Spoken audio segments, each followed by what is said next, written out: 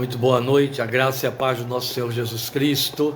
E queremos compartilhar esta palavra que Deus tem posto em nosso coração. Você já viu aí na página o tema, não é? De pai para filhos. E aludimos a este tema na semana aí do nosso estudo em Romanos, parte 16, onde estivemos falando sobre essa presença de Deus e do Espírito de Deus na vida da igreja. E hoje nós vamos justamente pensar nessa oferta de pai para filhos, o propósito de Deus para a igreja, igreja coletiva, igreja pessoas. Vamos lembrar que ao mesmo tempo em que Paulo afirma para nós em Coríntios que a igreja de Cristo é um corpo com muitos membros, ele enfatiza o detalhe de que cada um de nós é membro deste corpo. Então a igreja tanto é igreja como corpo, quanto é igreja como membro do corpo. E você sabe disso muito bem. O Espírito que habita na igreja, que faz dela um edifício espiritual para o louvor de Deus, habita individualmente em cada um dos componentes dessa estrutura espiritual, desse templo espiritual, membros desse corpo que é complemento de Cristo. Então aqui, ao fazer referência a todas estas simbologias de que a Bíblia se serve, especialmente na pena de Paulo, eu fiz uma passagem aí por vários textos do Novo Testamento, só fazendo essas referências aos vários significados da igreja. Por isso é que o nosso tema de hoje, a nossa abordagem de hoje, tem a ver com a igreja indivíduo e coletividade, a igreja indivíduo e comunidade, para que você perceba que a verdade para a igreja comunidade só é a partir da verdade da igreja indivíduo, unidade. Aquilo que não pode ser real no particular jamais será no geral. O geral é apenas efeito da soma do particular. Então precisamos estar muito atentos para isso, não é? Por isso eu convido você a ler o nosso texto em Sofonias. Estou dando aí você um tempo para achar o seu texto. Sofonias, no capítulo 3, leremos os versículos 15 a 17. Esse é um daqueles textos, depois da leitura eu estaria orando, evidente, mas é um daqueles textos que a gente lê e cobiça, a gente lê e questiona, a gente lê e pergunta, acontece assim? A gente lê e pergunta, o que está acontecendo é isso? Será que é isso? Se é, por que não me convence, não é? E estas coisas precisam ser respondidas. Não é o propósito abordar as coisas a serem respondidas, mas é nosso propósito abordar o cumprimento, a proposta de Deus nesta profecia de Sofonias, para que ela seja buscada e haja em nosso coração suficiente sabedoria e sensibilidade para percebê-la quando ela se manifesta. Portanto, lendo o nosso texto de Sofonias 3, versículos 15 a 17. O Senhor anulou a sentença contra você, Ele fez retroceder os seus inimigos. O Senhor, o Rei de Israel, está em seu meio, está no meio de ti. Nunca mais você temerá perigo algum. Naquele dia se dirá a Jerusalém: não tema, ó Sião, não deixe suas mãos enfraquecerem. O Senhor, o seu Deus, está em seu meio, está no meio de ti, poderoso para salvar. Ele se regozijará em você, com o seu amor a renovará. Ele se regozijará em você, com brados de alegria. Vamos falar com Deus e então considerar esta profecia para a nossa fé na oportunidade que nos é dada nesta noite. Pai, nós estamos mais uma vez diante da Tua palavra. Eu te louvo e te agradeço pela companhia de Teus filhos, a igreja de Jesus, a igreja visível e invisível.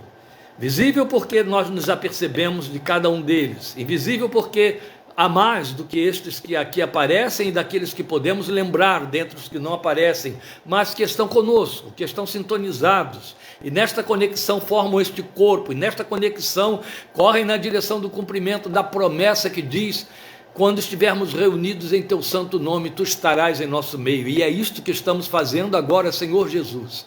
Estamos reunidos neste momento em Teu santo nome, em torno da Tua palavra, que abrimos em Sofonias 3, 15 a 17, e rogamos que nela nos fales.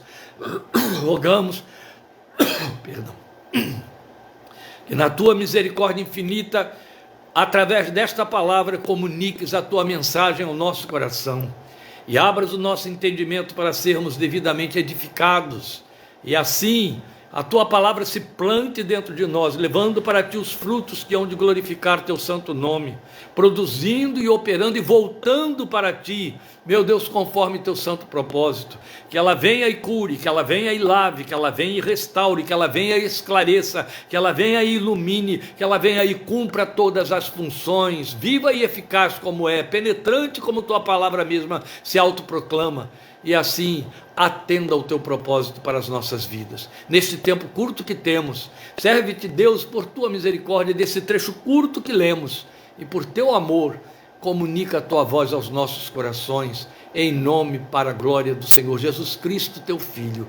Amém, amém. Meus irmãos, eu poderia ter dado a este texto de Sofonias 3, de 15 a 17, alguns outros temas. Eu poderia ter, por exemplo, falado algo que é tão ovacionado entre nós, tão mimetizado, tão copiado, e posso lhes garantir, falsamente, a maioria das vezes, que é avivamento. Eu poderia ter dito aqui que estamos diante de uma mensagem de avivamento, e ela seria verdadeira tanto quanto dizer de pai para filhos. Os filhos somos nós, os filhos formam a igreja. E aí você diria, mas aonde que o texto de Sofonias 3, de 15 a 17 está falando na igreja? Bem, você ouviu ele fazer uma referência a Jerusalém e Sião. E é evidente que quando fala em Jerusalém e Sião, os crentes pouco informados, não estou ofendendo ninguém, mas eu preciso que esta expressão fique sendo trazida, especialmente nesta igreja deste Brasil dos últimos anos, que fica olhando para Israel com tanta má e errada interpretação da palavra de Deus. Preciso estar trazendo, evocando isso na memória muitas vezes, para causar de certa forma uma inquietação, uma necessidade de averiguação, de verificação, de aprendizagem. Vamos lembrar que a profecia de Oséias diz que o povo de Deus está sendo destruído por falta de conhecimento. Isso sempre aconteceu, continua sendo verdadeiro, e é conhecimento da palavra, não é conhecimento de aplicação da palavra, é conhecimento da revelação da palavra. E então, quando se fala em Jerusalém, todo mundo fica olhando logo para o Oriente Médio. E quando a Bíblia fala profeticamente em Jerusalém, não está nem pensando no planeta Terra, muito menos no Oriente Médio. Está falando de Jerusalém celestial, está falando de Jerusalém escatológica, está falando da igreja, cujo outro nome, o nome eterno, é Jerusalém celestial, que desce do alto. Você já leu isso em Apocalipse, você já leu isso em vários outros textos do Novo Testamento. E aqui, profeticamente, em Oséias, ela está sendo apontada. E Jerusalém aqui é a igreja.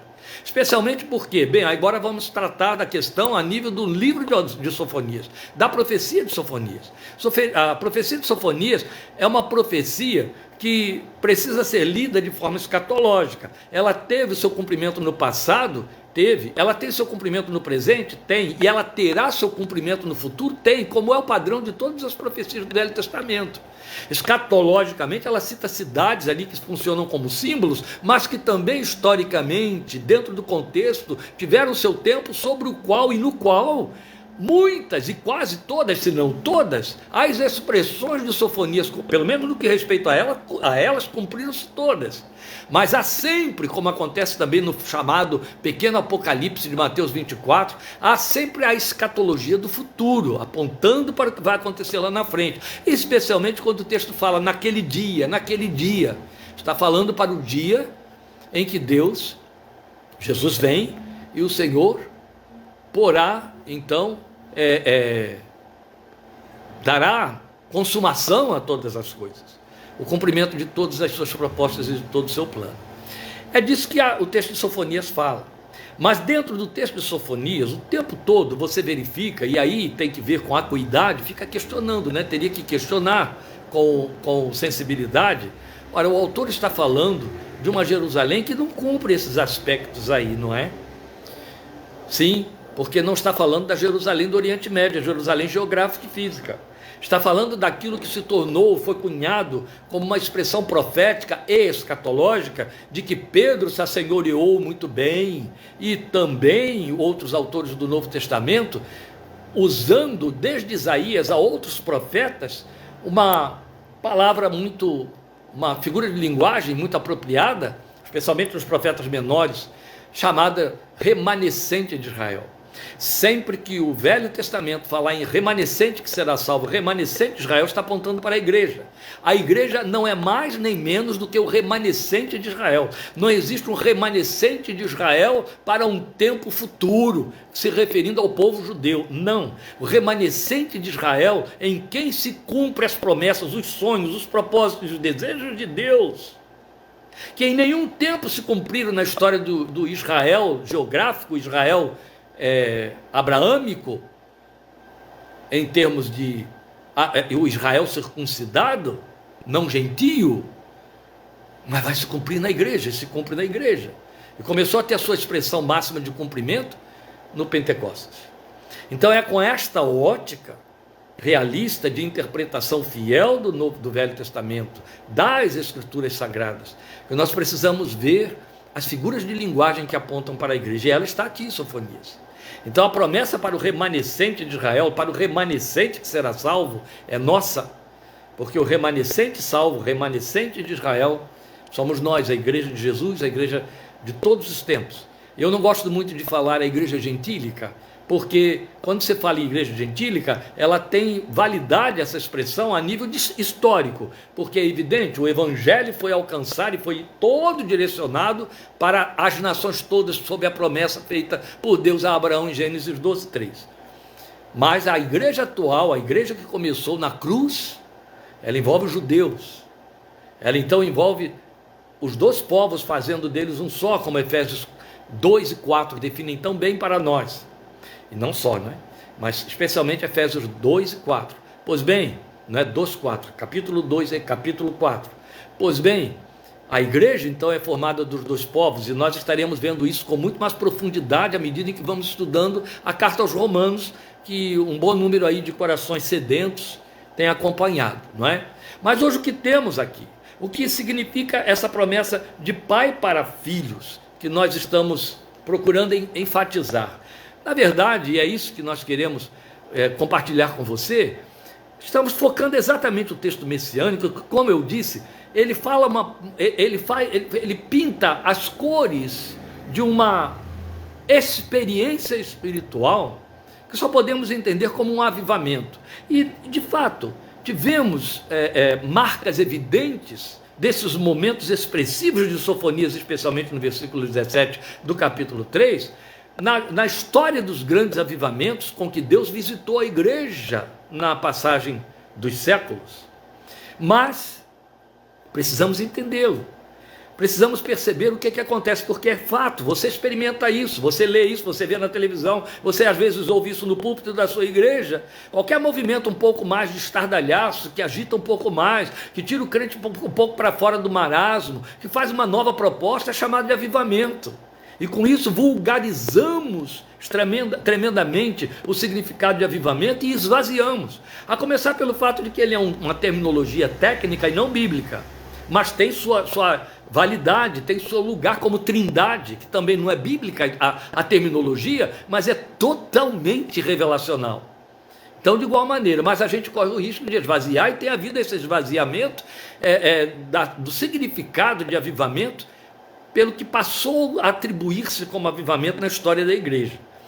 Pois bem, sempre que houve um despertar da espiritualidade para arrancar a igreja da sua mesmice, da sua frieza, porque a frieza vem com ondas de tempo em tempo sobre a igreja ao longo da história, nós temos aí uma oferta da graça, uma oferta de Deus, uma intervenção de Deus, de fora para dentro, operando na igreja. A igreja não ensaia avivamento, não treina avivamento, a igreja não programa avivamento, isso tudo é falso, é enganoso. Isso tudo pode ter expressão, ter causa num coração sincero, cheio de boa vontade, mas não produz efeito. O máximo que você pode fazer a favor de um avivamento é suplicar por ele. E passando disso não há nada que possa fazer. Não há programa, não há técnica. E sempre que houver é falso, sempre que houver é o homem inventando. E Deus não tem nenhum compromisso com ela. O máximo que pode acontecer na vida da igreja do crente quanto a avivar o seu corpo, avivar a comunidade, é orar para que isso aconteça. É fazer como Abacuque 2, aviva, Senhor, a tua obra. No mais, o que pode acontecer é individualmente o crente atender a orientação de Paulo para Timóteo: desperta o dom de Deus que há em ti. sopra essas brasas do que já foi aceso um dia dentro de você. É exatamente como Jesus, um grande lamento, aconselhou a igreja de Éfeso, está lá na primeira carta das 7 cartas às igrejas da Ásia Menor. Volta ao primeiro amor, volta àquele momento em que ele ocupava o primeiro e único lugar, que depois foi sendo substituído por coisas, pessoas, fatos, história da vida, família e etc.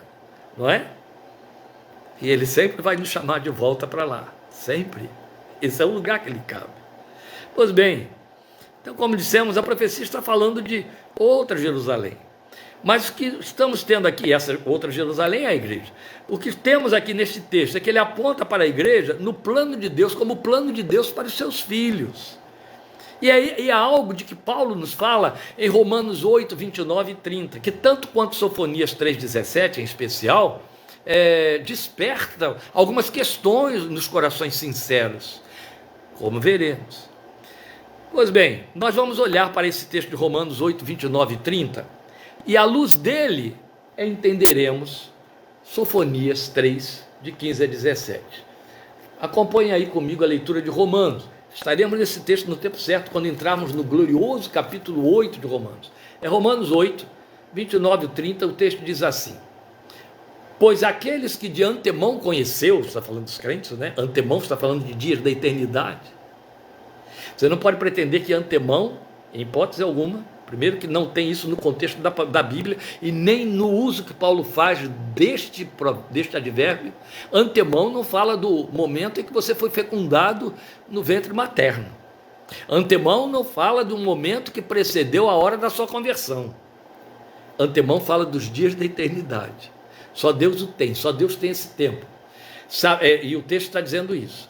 Pois aqueles que de antemão conheceu, também os predestinou para serem conformes, ou seja, para terem a forma da imagem do seu filho, ou conformes à imagem de seu filho, por isso que é adjetivo, é conformes à imagem de seu filho, a fim de que, aí está o propósito consumado, a fim de que ele, o filho, seja o primogênito entre muitos irmãos. E aos que predestinou, também chamou. Aos que chamou, também justificou. Aos que justificou, também glorificou. Por que eu disse que leríamos Sofonias 3, de 15 a 17, à luz de Romanos 8, 29 e 30? Porque tanto quanto lendo o texto de Sofonias 3, 15 a 17, você fica perguntando, quando é que a igreja vive isso? É no momento em que tem um culto de louvor, em que o povo salta, apaga a luz, sacode, sacoleja, como acontece nas boates, como acontece em todos os outros lugares, com o diferencial de que são crentes fazendo isso, tocando músicas evangélicas, com letras evangélicas, que no resto está tudo sendo igual e imitado, até no êxtase. E isso é o avivamento. O avivamento é aquele momento em que todo mundo está saracoteando, alguns saltam, batem com o pé no chão, levantam os braços, gritam, tem quem role no chão. Avivamento significa que gritando glórias a Deus, aleluias, falando em línguas, as pessoas estão batendo palmas, estão saltando. Ou seja, avivamento é aquilo que faz diferença daquele culto em que as pessoas ficam sentadas, contemplando lá numa parede, projeção numa parede, a letra de um cântico, e todos cantam, ou no máximo levantam, ficam em pé, levantam a mão, alguns batem palma. Isso é avivamento. O que é diferente disso é que é avivamento. Bem, você já tem resposta para isso, porque você tem inteligência suficiente para discernir, para julgar estas coisas, avaliá-las, não é verdade? E aí, você olha para esse texto e pergunta, a que de fato ele está se referindo? O que é o verdadeiro avivamento? O que é essa oferta de pai para filhos que Deus tem para nós? Então, quando você olha o texto de Romanos 8,30, você concorda com todas as máximas que estão ali, na verdade. Você concorda com Paulo dizendo que aqueles que Deus de antemão conheceu, predestinou. E esses que ele predestinou, ele chamou para Cristo Jesus. Todo que o Pai me der, foi isso que Jesus disse, virá a mim. E aquele que vem a mim de maneira nenhuma lançarei fora. Foi o Pai que deu. Aí você concorda com isso. Ele chamou. Você lê Romanos 1, já passamos por ele, de 1 a 7, e você vê lá Paulo falando, quem são os chamados? Os chamados para quê? Chamados para quê? chamados para serem santos, chamados para pertencerem a Jesus, chamados para a obediência da fé, é a primeira colocação. Você concorda com tudo isso? Você concorda também com o argumento seguinte de Romanos 8,30, quando ele diz: e aos que chamou, também justificou. Aí você diz: é verdade. E estamos mais uma vez ouvindo isso em Romanos 1, Romanos 2, Romanos 3.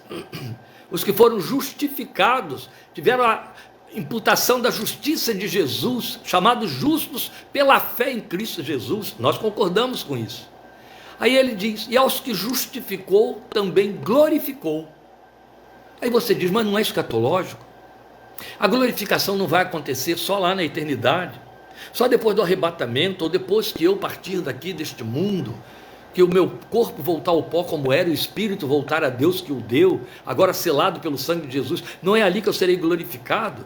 Os espíritos dos justos aperfeiçoados, de que Hebreus capítulo 12 fala para nós. A glorificação então não é futuro? Como é que Paulo está pondo no passado, e bem dentro do mesmo contexto em que ele diz: chamou, justificou, glorificou?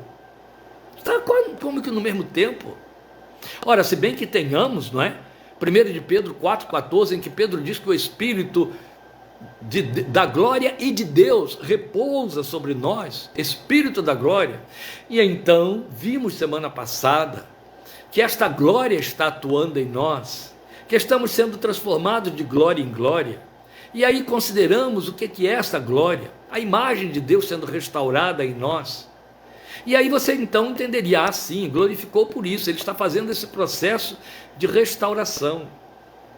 Mas quando você lê Sofonias 3,17, parece que há um diferencial, não é? Há algo mais que ele está comunicando. Seria esse algo mais, ou teria esse algo mais a ver com aquilo que Paulo nos comunicou em Romanos 8,30, como sendo glorificou? Pois bem, essa profecia de Sofonias responde. Como já dissemos, a igreja está aqui nela profetizada como o remanescente de Israel. Mas Sofonias 3, de 15 a 17, ao fazer o resumo do propósito de Deus na história do seu povo, nos faz o resumo do plano de Deus para a igreja. Aquilo que Paulo resumiu em Romanos 8, 29 e 30, Sofonias o precedeu em séculos, para resumir no capítulo 3, versículos 15 a 17. Daí a beleza da revelação da palavra de Deus. E eu não tenho dificuldade alguma em entender e pensar que quando o Espírito de Deus estava comunicando isso a Paulo, também o fazia lembrar do texto de Sofonias e da promessa de Sofonias. Então aqui está o plano de Deus que se cumpre desde que o seu soberano querer começou a sua realização na eternidade, que Paulo está chamando de antemão, como lemos em 8,29 de Romanos. Aquilo que nos precede. A primeira coisa que ele vai mostrar aqui em Sofonias para nós, em 3,15, é que ele operou a reconciliação, que lá em Romanos 8,29 Paulo chama de aqueles que ele conheceu de antemão, os predestinou em Cristo Jesus e os chamou. Quando você vai para 2 Coríntios 5,19, você entende essa linguagem, como é que tudo começa. Tudo começa com a reconciliação que Deus veio oferecer, que alguém com muita sabedoria já interpretou dizendo, o que 2 Coríntios 5,19 está dizendo para nós, a semelhança de Romanos 8,30 em diante, é que Deus depôs as armas. Tal como Colossenses 2 diz, que aquilo que estava escrito contra nós, ele rasgou e cravou na cruz. Ele depôs as armas, e essa linguagem belíssima de que Paulo se serve em 2 Coríntios, significa que ele estava em Cristo, nos reconciliando consigo, e não nos imputando, não imputando ao mundo os seus pecados. Estava nos reconciliando. É um grande abraço de Deus, depondo as armas e entrando em paz conosco, pondo de lado a sua ira, ou nos pondo para fora dela, seria melhor colocado, debaixo da justiça de Jesus, como temos aprendido em Romanos. Reconciliados. Esta reconciliação, ele nos apresentou, e ela envolve o seu propósito de fazer réplicas de seu Filho. fazer com que Jesus seja o primogênito entre muitos irmãos. É tão bonito isso. Eu tenho visto a ilustração disso dentro da minha casa, da minha família. A Laís, minha filha primogênita, teve o seu segundo filhinho, a menina, a Emily. A Emily fez semana passada 2 meses, 60 dias. Ela está agora chegando a 2 meses e 10 dias. Mais ou menos isso. Não, hoje é dia 17, 2 meses e 1 semana. Ela está completando 9 semanas hoje de vida. E a gente olha para a Emily e vê nela o João Lucas o tempo todo. Ele é o primogênito. Então, sempre que eu vejo João Lucas e sempre que a gente olha a Emily, e todos nós concordamos com isso aqui em casa, a gente o vê. É a expressão do rosto, o jeitinho da boca, os olhos, tudo, tudo. João Lucas está lá sendo replicado na Emily. É evidente que os dois parecem muito com o pai, porque, por sua vez, João Lucas parece com o seu pai, Léo. A ilustração ficou perfeita aqui agora. Jesus é a cara do pai. É a linguagem de Hebreus capítulo 1, versículo 3. Ele é a expressão exata do ser de Deus.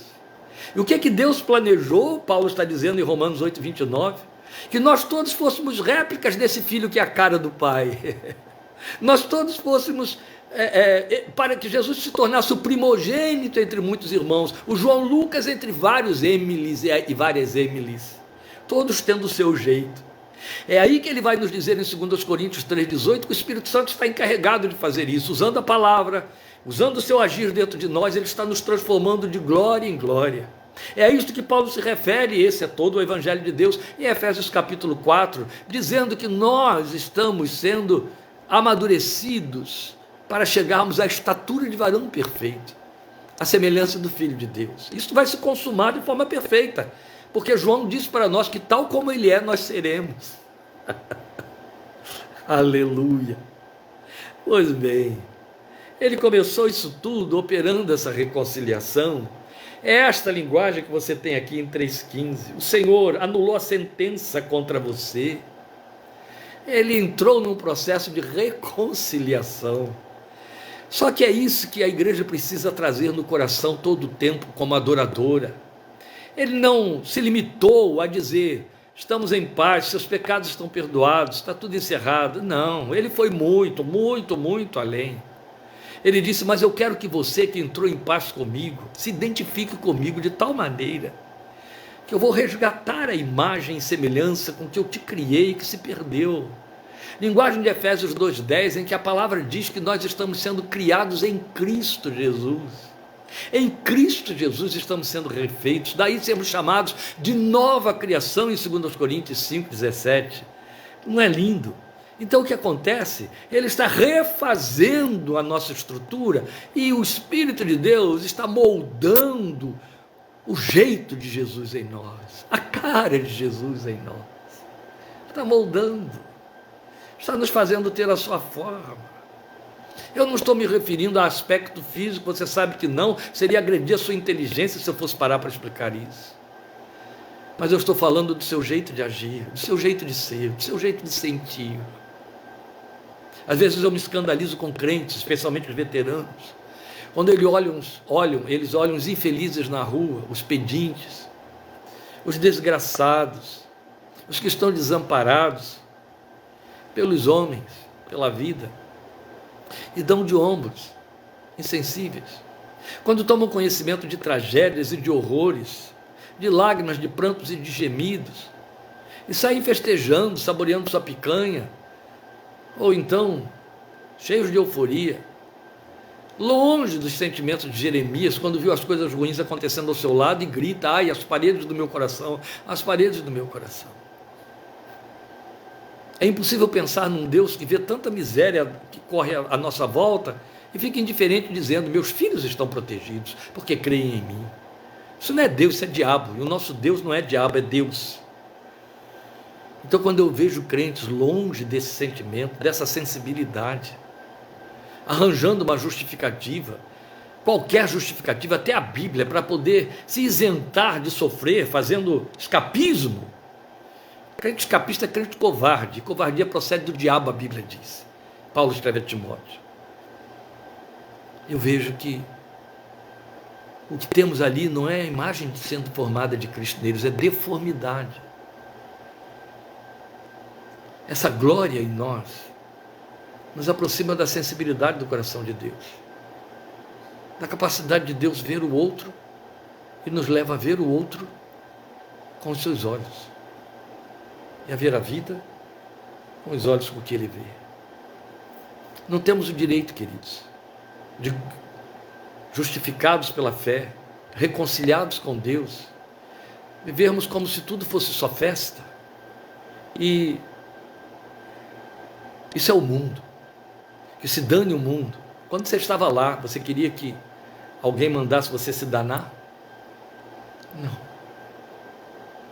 Nunca esqueça que o Filho de Deus disse assim: ainda tem outras ovelhas que não estão neste aprisco,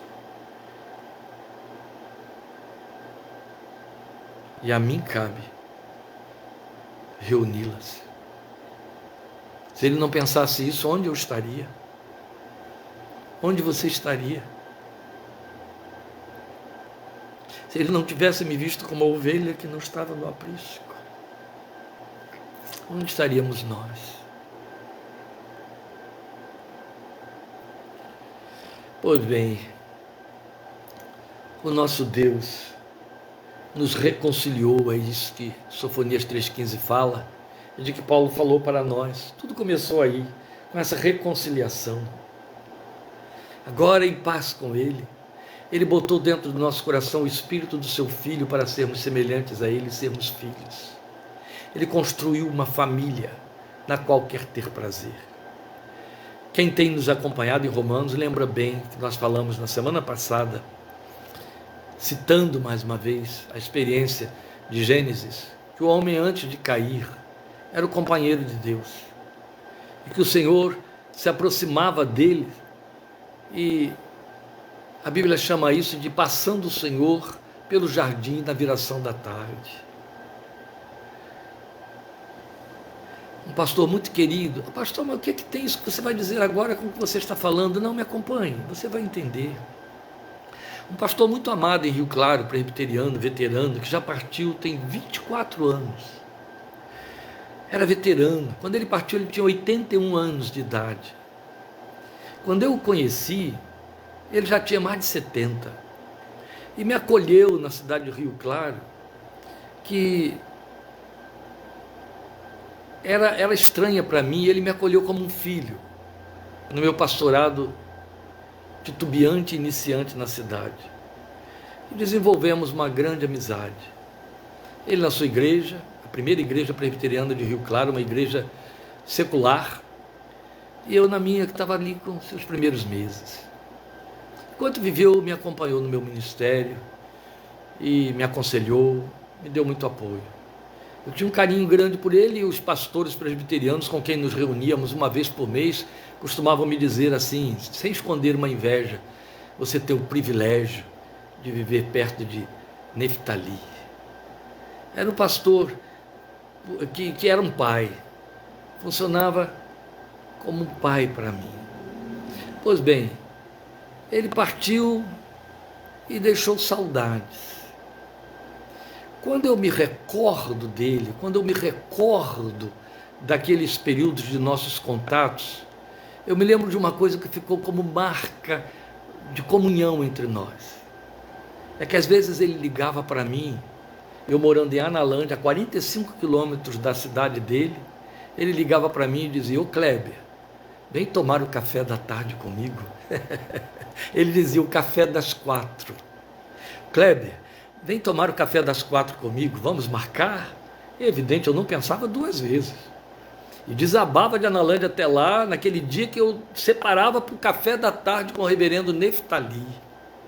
Era o café das 4. Éramos eu, ele e a esposa dele, tomando o nosso café das 4. Eu entrava, a mesa estava servida de forma carinhosa, feita pela esposa dele. Ela sentava ali um pouco conosco, depois ia cuidar dos seus afazeres, e ficávamos só nós dois na mesa, comendo aquelas iguarias, tomando o nosso cafezinho, conversando. E o café, na verdade, era apenas um elemento entre nós para ficarmos ali usufruindo a comunhão. e falando das coisas belas da vida com Deus. Claro que isso deixou uma saudade que tem um buraco imenso. Por que eu estou contando isso?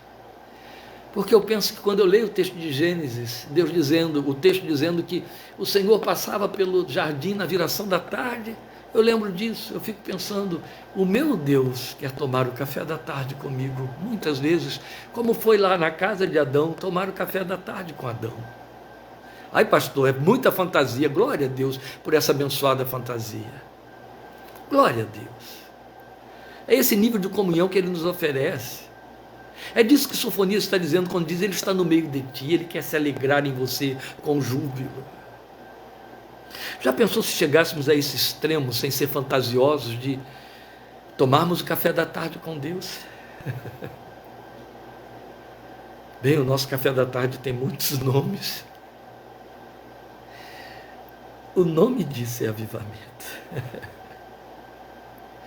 Logo depois, continuando aí por Romanos 8, agora versículo 30, o texto de Sofonias vai mostrar no versículo 16 que ele operou a segurança eterna, que se chama libertação. O que diz 3,16? Naquele dia se dirá a Jerusalém: não tema, ó Sião, não deixe suas mãos enfraquecerem. Porque no final do versículo 15 já tinha dito: o Senhor teu Deus, o Rei, está no teu meio, não temerás mal nenhum. Se Ele é o Rei, quem eu posso temer? Daí mesmo Paulo ter dito para nós em Romanos 8, se Deus é por nós, quem será contra nós? É como o Rei, que tem a seu favor hostes de todo o seu exército celestial, é como o Rei que está entre nós. Então Ele garante com sua autoridade de Rei, de majestade eterna, a nossa segurança eterna, como Ele disse em 3,16 de Sofonias. Não deixe suas mãos enfraquecerem. É só lembrar que há segurança na fidelidade dEle, há segurança na presença dEle na sua vida, e Ele está presente como Rei.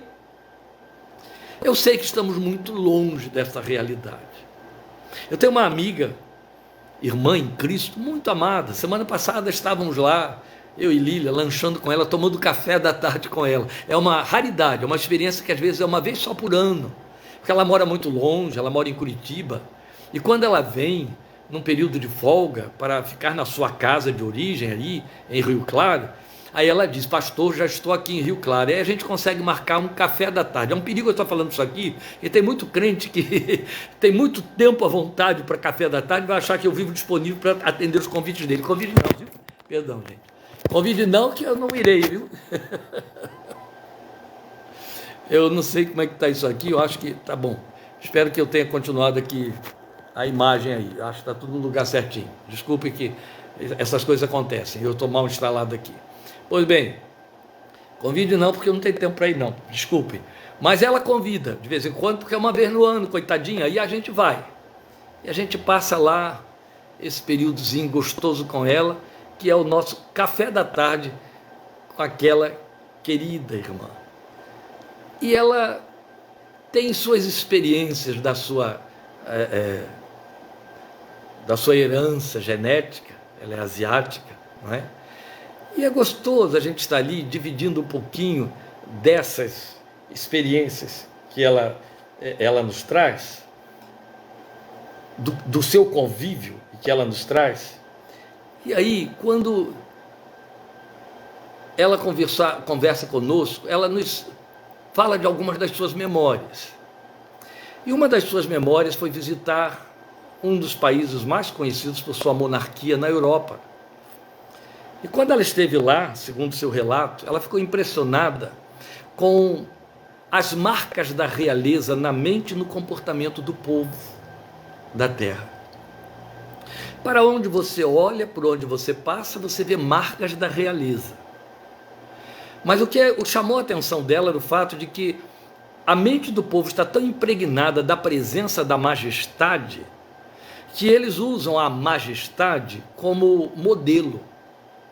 A influência está no fato de que o povo busca modelar, ou modelar-se, a influência da majestade. É como que houvesse no coração de cada um uma ambição de se elevar, de chegar àquela estatura majestática. Mas a verdade é que esta influência está presente no comportamento do povo, e ela, como brasileira, como alguém que vive aqui no nosso mundo, longe dessa experiência de monarquia, sentiu essa impressão de forma bem viva, bem sólida, e me passou isso com cores vivas. Tive a oportunidade de ir lá, e aí, pela ótica desta irmã, eu pude ver a mesma coisa que ela viu e experimentou. Quando nós estamos na presença da majestade, mudamos o que somos e quem somos. Nós queremos de alguma forma nos adequar, minimamente não ofender, copiar, atender à altura de quem está ali conosco com toda a sua pompa e circunstância. E a verdade é que isso exige protocolos e cumprimento de protocolos e coisas semelhantes. O que o texto está dizendo é que ele vem como rei. Ele vem na sua majestade para habitar entre nós, para sentar-se à nossa mesa como o Deus que é rei e que por isso está vindo como rei para nos dizer: você está seguro comigo. A minha majestade te dá seguranças e garantias, porque a minha majestade é percebida no céu e no inferno. Ela pode nem estar sendo percebida na terra que dela desdenha, porque é desobediente, mas as potestades e o império das trevas está muito consciente dela, e treme e estremece, e por isso você está seguro, porque eu sou presença na sua vida como rei, com a minha majestade. E aí está um lugar, uma posição de que Deus não abre mão, e que a Bíblia toda aponta nessa direção, procurando colocar isso no centro da nossa fé, que Ele é o rei que está no seu trono. João o vê em Apocalipse capítulo 4, mostrando Ele está lá, Ele é o soberano, e o tempo todo a Bíblia o chama de rei e soberano, e Jesus recebe o título de rei dos reis, senhor dos senhores, e só nós, e só nos resta, e só nos cabe captar, absorver e introjetar esta verdade, para nos servirmos dela e nos sentirmos seguros nela e influenciados por ela. Não com aquela influência tola, infantilizada, que virou jargão na boca de alguns crentes apequenados na sua fé, que saíram por aí dizendo: eu sou príncipe, sou filho do rei. Não é por aí. É para a prestação de adoração, é para a consciência de adorador, e não para a autojactância. Isso não existe, nada significa, em hipótese alguma. Mas veja, o que o texto está mostrando para nós é que ele operou a segurança eterna. E você percebe? O ponto de partida foi a reconciliação. Ele tirou a sentença que tinha contra você. Depois vem a segurança eterna, para dizer: não tema nada. Ele te libertou, e Jesus disse isso: se o Filho vos libertar, é João 8,36, se o Filho vos libertar, vocês serão verdadeiramente livres. A carga, a ênfase está nesse advérbio, verdadeiramente. Não é sereis livres, e aí eu tomo conhecimento disso, de vez em quando tenho que trazer isso à minha mente. Não, essa é uma realidade que independe de mim, porque não fui eu que a fiz, foi Ele que a operou. E seria mentira, seria falso, seria falho, teria lacunas, se de vez em quando essa verdadeiramente livre, essa liberdade absolutamente verdadeira, falhasse, de forma que pudesse entrar um agente opressor, um agente de terror, e que me pusesse debaixo de cativeiro. Então não se cumpriu na minha vida João 8,36, porque se João 8,36 é verdade para mim no princípio, será no meio e será no fim, verdadeiramente livres. Você não tem que temer. Não é a linguagem que o Senhor nos trouxe em Lucas 10,19? Vos dou autoridade sobre toda a força do maligno, e nada absolutamente vos fará dano algum.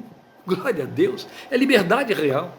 Uma vez reconciliados, uma vez identificados com Ele na forma do seu Filho, uma vez livres para adorá-los com liberdade, aí Ele vem, porque isso tem a ver com justificou também, é o justificou de Romanos 8,30, aí Ele vem e se regozija em nós, então faz a glorificação prometida. Ora, por justificar, nos fez justos, e essa linguagem, ela tem um significado bem singular. Quando a Bíblia diz que Ele nos imputou a justiça, nos chama de justos. Justos não no sentido de que não tivéssemos mais injustiça alguma dentro de nós, mas porque a justiça nos cobriu, e fomos declarados justos na justiça de Jesus. Uma vez declarados justos na justiça de Jesus, o significado de justo é: passamos para o lado de Deus. Os próprios judeus entendiam isso: justo é aquele que está do lado de Deus. Estamos do lado de Deus. Se estamos do lado de Deus, estamos em Deus. E é isso que muda toda a linguagem, como você tem em Efésios 2:11. Logo você vai ter o cumprimento de Romanos 8:30 na última linha, é agora que a gente vai abordar o ponto principal. Glorificou, aos que justificou, aos que estão do seu lado, aos que estão nele, glorificou. Então vem a pergunta: em que consiste? Em que consiste o glorificou? Este é o ponto em questão. Mas vamos pensar nos meios ou formas de que Sofonias está falando para nós. Então volte ao 3,17. O Senhor, o seu Deus, está em seu meio, poderoso para salvar. Ele se regozijará em você. Preste atenção nos pronomes. Ele se regozijará em você. Com o amor dele, renovará você. Ele se regozijará em você com brados de alegria. Quem estará dando os brados de alegria não é você, é ele. A alegria não é a sua, é a dele. Volte ao texto. Ele se regozijará em você. Com o seu amor ele renovará você. Ele se regozijará em você com brados de alegria, brados de júbilo. Isso fala de euforia, isso fala de êxtase. E aqui nós precisamos pensar no fato de que estamos recebendo a comunicação do verdadeiro avivamento. Fala de alegria esfuziante. Você já ouviu Neemias fazendo referência a essa alegria que as pessoas estão tentando imitar e confundindo. As pessoas se alegram nos cultos, as pessoas festejam, fazem aquilo tudo que a gente tem dito que estão acontecendo nos cultos, especialmente cultos neopentecostais, cultos que têm uma tradição de euforia, e pensam que essa alegria ou essa euforia em que a pessoa sarapateia, pula, canta, rola, grita, é a alegria de que está se referindo Sofonias 3. Sofonias está falando de uma alegria que é semelhante à alegria de que falou Neemias e de que Paulo fala para nós em Gálatas 5, como fruto do Espírito. A alegria do Senhor que é poder para nós. É isso que ele diz. A alegria do Senhor é a nossa força. Neemias falou isso, Esdras falou isso. A alegria do Senhor é a nossa força. Um dos primeiros símbolos e provas e evidências da habitação do Espírito dentro de nós é a alegria. Aquele corolário de frutos de que Paulo fala em Gálatas 5, que envolve e começa por amor, fala de paz, traz alegria logo de imediato. Há uma alegria que é de Deus e que ele comunica para nós. Você já parou para pensar no fato de que Jesus disse: deixo-vos a paz, a minha paz vos dou? Ele não poderia ter dito apenas deixo-vos a paz e você estaria satisfeito? Você não diz isso para os outros: a paz do Senhor seja contigo? Os judeus não se saudavam assim, as igrejas não se saúdam assim. A paz do Senhor. Vai em paz, meu irmão. O Senhor te abençoe com paz. Vai para a paz. Então você ficaria satisfeito em ouvir Jesus dizer: deixo-vos a paz. Mas ele foi muito além. Ele personificou, ele definiu essa paz. E o que ele disse é: a minha paz eu vos dou. A paz que eu sou, não é a paz que eu tenho. Isso é bem diferente. A Bíblia diz que Deus é amor e a Bíblia diz que Jesus é paz. Paulo declarou que Cristo é paz, é a nossa paz. Isaías profetizou a respeito dele dizendo que ele é o príncipe da paz. Pois bem, ele chega e declara: eu deixo-vos a paz, a minha paz, esta eu vos dou. Quando estamos falando da alegria, estamos nos referindo a isso. É uma alegria que é de Deus, a alegria que Deus sente. E é onde então vem a grande ênfase de nossa abordagem de Sofonias 3,17, porque o nosso Deus e a sua promessa estão apontando para uma alegria que ele quer sentir em nós, em nosso meio, na nossa vida. Eu comecei tudo isso falando sobre o indivíduo e a coletividade, a igreja membro e a igreja corpo. Nós pensamos nesse meio como sendo a reunião da coletividade, mas lembre-se sempre que a Bíblia diz que o Espírito Santo habita no seu corpo, então no seu meio, e o meio também fala do indivíduo. E é evidente que eu e você temos todo o direito de pensar como que é então esta alegria que me renova em amor e que é dele, é a alegria que o faz se regozijar com júbilo. Bem, a gente conhece o júbilo humano, Você sabe até quando um animalzinho, um cãozinho se alegra. Você vê um bebê se alegrar. Você vê um ser humano se alegrar. É um sentimento que o ser humano mais busca neste mundo, você sabe disso. Vai buscar no lazer, vai buscar na bebida, alegria. Não estou validando essas alegrias. Estou dizendo que é o que o ser humano busca. Porque de fato a alegria tem um compromisso com a saúde mental muito grande. Pois bem, a gente sabe o que é alegria humana. A gente sabe o que é alegria do ser humano. Mas pensar na alegria de Deus? E aí a pergunta que fica é, e ele nos comunica essa alegria? Quando o texto diz que ele se alegrará em nós, não faria sentido o texto dizer que ele se regozijaria e com júbilo, independente de mim e de você. Ele olha para mim e festeja. Não, o seu Espírito habita em mim. A alegria do Senhor, que é a minha força, é dentro de mim. É a alegria que ele sente dentro de mim, dentro de você. É desta alegria que ele está falando, e o nome disso é avivamento. E aqui estamos mandando já um recado, no sentido de, não no sentido de mal criado, é no sentido de chamar a atenção para aqueles irmãos que reprovam, rejeitam e não deixam de ter razão em certo aspecto, para toda e qualquer forma de manifestação de emoções. Nós temos uma leva de crentes que entende que a emoção é proibida na manifestação cultica da igreja, que a emoção não faz parte, que o culto tem que ser somente racional e a alma não participe dele. Aí é meio esquisito, né? Porque você é resgatado e esse resgate é feito no corpo, na alma, no espírito, ou se você não quiser fazer essa tríplice divisão, no corpo e no espírito, e a alma é a sua estrutura emocional. Não há como pensar em alegria, que é espiritual, sem que ela tenha manifestações na sua alma, na sua estrutura psíquica. Seríamos uma aberração, uma anomalia. Um espírito que se alegra numa mente que está macambúzia, que está, perdoem pela palavra tão arcaica, numa mente que está embotada, numa personalidade embotada. Isso não existe. Isso significa simplesmente que esse espírito ali não está servindo para nada, não comunica. Há uma divisão, há uma cisão, então há uma esquizofrenia instalada. Isso não existe. A alegria do Senhor é dentro de mim e dentro de você. Não é alegria por quem eu sou, é alegria por poder viver em nós e estar cumprindo o seu plano, resgatando o seu sonho. Você entende desta linguagem quando você tem suas realizações. Qual mãe não sabe o significado desta alegria? E a Bíblia toda aponta nessa direção. Quando a criança que lhe causou tantas dores a nível do parto, agora é colocada no seu braço. Qual pai não tem um coração transbordando de alegria quando a criança sorri para ele? Mas o máximo que ele pode fazer é se alegrar com a criança no seu braço. O meu pai e o seu pai se alegram dentro de nós, por poder entrar aqui, por poder viver aqui, por viver a nossa vida.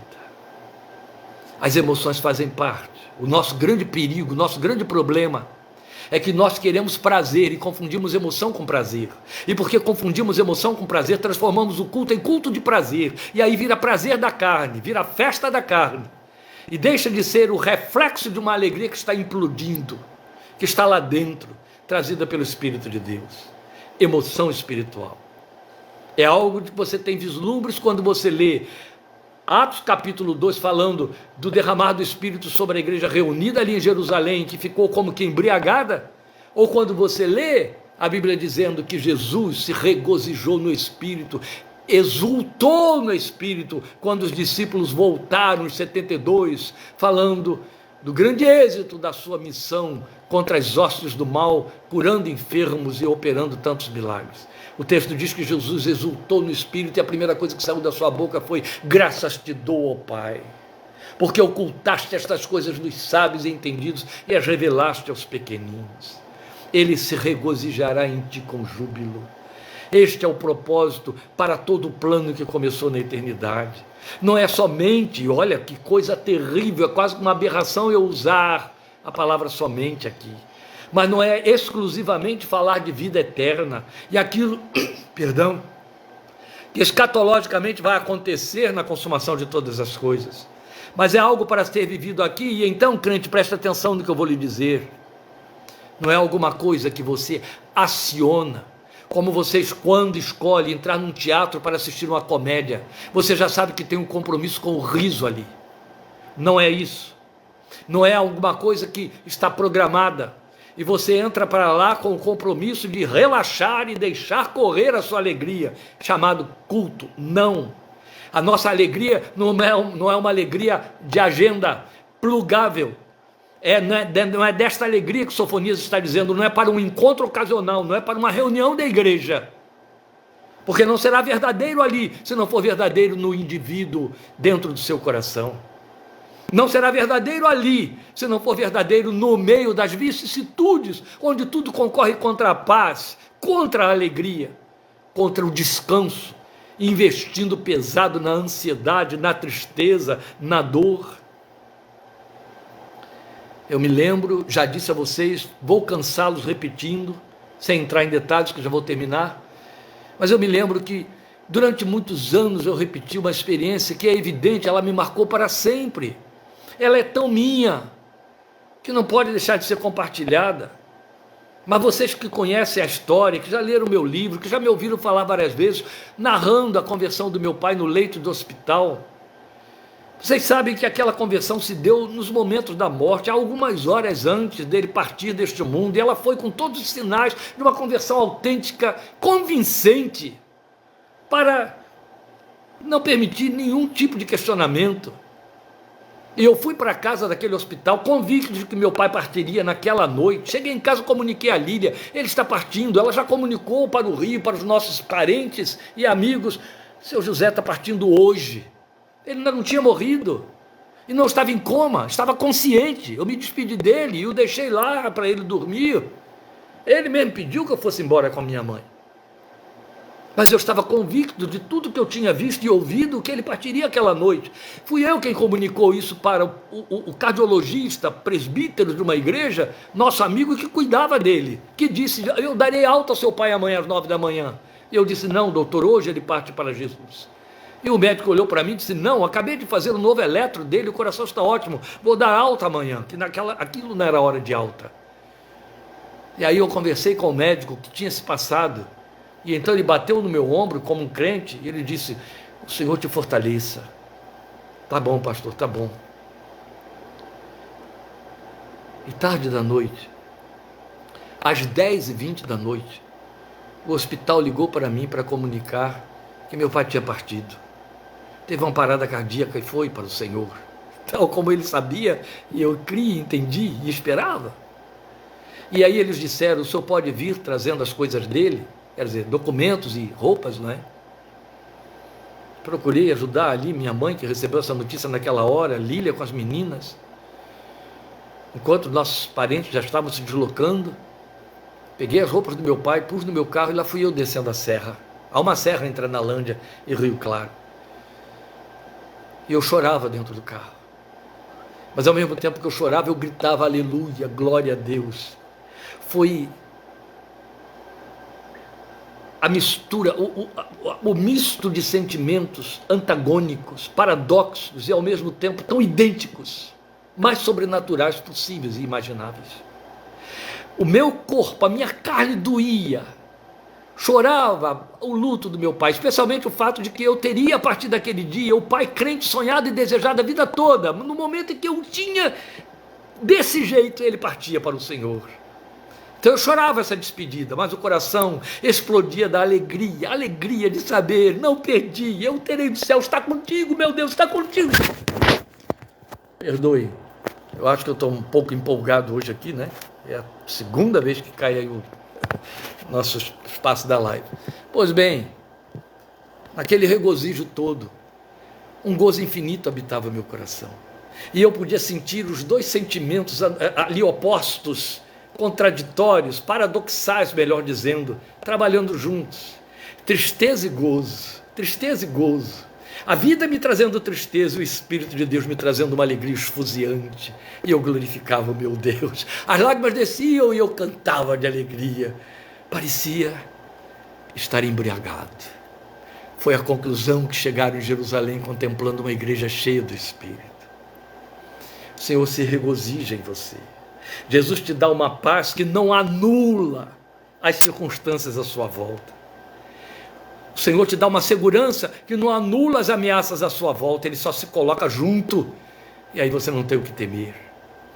E Ele te dá o reflexo da sua alegria dentro de você. O que nos cabe fazer é saber identificá-la e dar lugar a ela. Quando você contempla a vida, a existência, pela ótica do que Deus vive dentro de você, tudo se transforma diante dos seus olhos.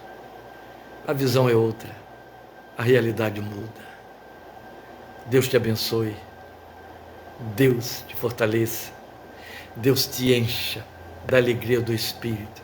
Deixe Ele se regozijar no fato de que te conquistou, não te perdeu. Somos dele para sempre, estaremos com Ele para sempre e o adoraremos. Eu sei que eu tenho cansado vocês, meus queridos, com tantos exemplos pessoais e particulares e familiares, mas eu acho que eu sou, como todos dizem, aquele avô ultra super babão. Eu nunca fui avô na vida, né? Agora sou avô pela terceira vez e parece que é sempre tudo novo, não é, Novaes? E agora eu estou esses dias aqui com meus 3 netinhos, estão os 3 comigo. E a segunda netinha, que já está com 1 ano e 1 mês, 1 ano e 3 meses, ela,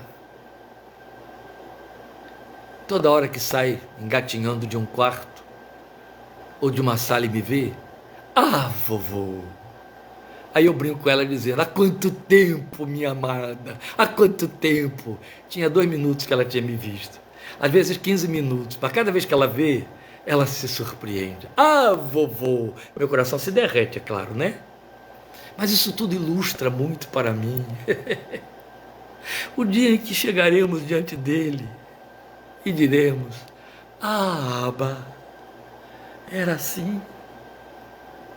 O Senhor te abençoe e te guarde. O Senhor faça resplandecer o seu rosto sobre ti e tenha misericórdia de ti. O Senhor sobre ti levante o seu rosto e te dê paz. Obrigado por sua companhia, por sua participação. Abençoe outras vidas com esta palavra. Lembre-se que esta semana, feriado, não teremos a nossa live. Estou me permitindo me retirar com a minha família estes dias, mas teremos domingo, sábado, com os nossos irmãos, um culto de comunhão, um culto de confraternização em Analândia, e no domingo, às 17h30, querendo Deus, transmitindo a palavra do sábado que eles receberão para vocês. Mas não teremos mensagem, a parte 17 de Romanos, esta semana. Vai ficar para outra semana, como eu já tinha dito. Deus te abençoe muito. Um grande abraço e obrigado por sua companhia, que enche meu coração de alegria. A paz do Senhor Jesus. Amém.